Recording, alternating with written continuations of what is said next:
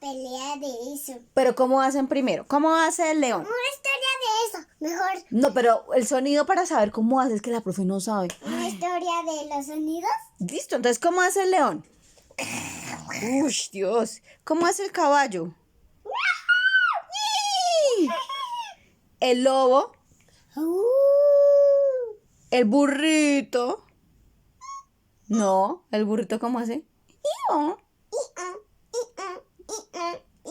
¿Cómo hace el hipopótamo? ¿Cómo hacen los ponis? ¿Cómo? No sé, igual que el caballo.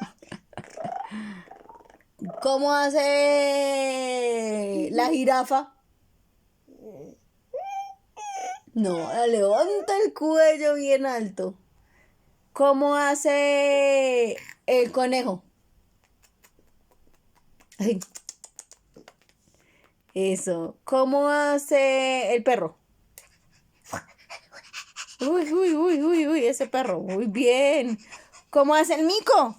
Es que no lo tenemos acá. ¿Cómo hace el mico? ¿Cómo hace el mico? ¿Cómo hace el mico? Tenemos un mico. No, pero ¿cómo hace el mico? ¿Tú sabes cómo hace el mico? Eso. Suena como un mico gracioso. Como mico gracioso. Muy bien. Esos son los animales.